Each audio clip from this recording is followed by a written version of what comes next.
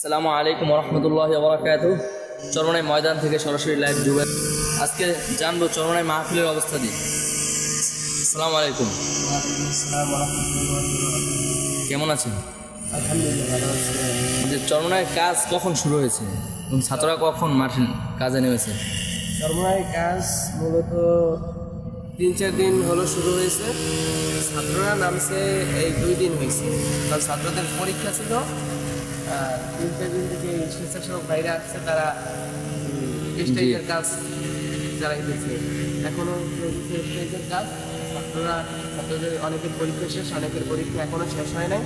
তারা কালকে হয়তো শেষ হবে, সবাই একসাথে কাজে নামবে।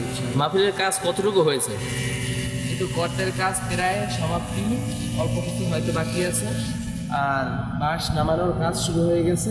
জি, বাঁশ সিরিয়াল দিয়ে রাখা হইতেছে। এবার মাহফিলে আনুমানিক আপনার মতে কতজন মানুষ হতে পারে? অগ্রহায়ণের মাহফিলে সরকারের মাহফিলের থেকে কম হয়, কারণ অগ্রহায়ণের মাহফিলে মাঠ থাকে 1-2টা পরিপূর্ণ না। অগ্রহায়ণের মাহফিলে 30 থেকে 25 লাখ মানুষ আনুমানিক আসতে পারে। হ্যাঁ। এই চরমনাই মাহফিলে কোনো নিরাপত্তা বাহিনী বা পুলিশ কর্মকর্তা দরকার পড়ে না? এর জন্য মুজাহিদ বাহিনী, মুজাহিদ টিম রাখা হয়েছে, তাদের মাধ্যমে পুরো মাহফিল আঞ্জাম দেওয়া হয়। তারপরও পুলিশ বাহিনী আসে, তার ফায়ার সার্ভিস আসে, সকলেই আসে। তাদের তেমন একটা দরকার পড়ে না।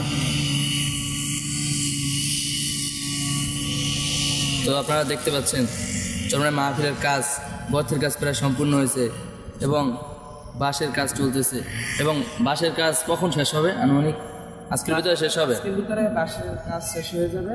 তারপর বাঁশ তারা করানো হবে আজকে বিকেলে, তারপর কালকে হয়তো চট টানানো শুরু হচ্ছে। চট্টগ্রাম কালকের ভিতরে শেষ হয়ে যাবে। কালকের ভিতরে চট টানানোর সময় লাগে না। এটা দুপুরে শুরু করলে রাত্রের ভিতরে হয়ে যায়, অথবা সকালে শুরু করলে দুপুরের ভিতরে হয়ে যায়, এরকম। আপনাদের যে জায়গা মাহফিলে কি কোনো ডেকোরেটর মানে কাজের জন্য কোনো লোক বাইরে থেকে আনা হয় নাকি? না, এই জায়গায় কোনো বাইরে থেকে কোনো লোক আনা হয় না। এই জায়গায় যে মুজাহিদ ভাইরা আছে, তারাই ছাত্র ভাইরা, মুজাহিদ ভাইরা সবাই এই যে মাহফিলের কাজে আঞ্জাম দেয়। জি, আমাদের দর্শকদেরকে কিছু বলার জন্য ধন্যবাদ। সকলে সাথে থাকবেন এবং চ্যানেলটি সাবস্ক্রাইব করে পাশে থাকবেন।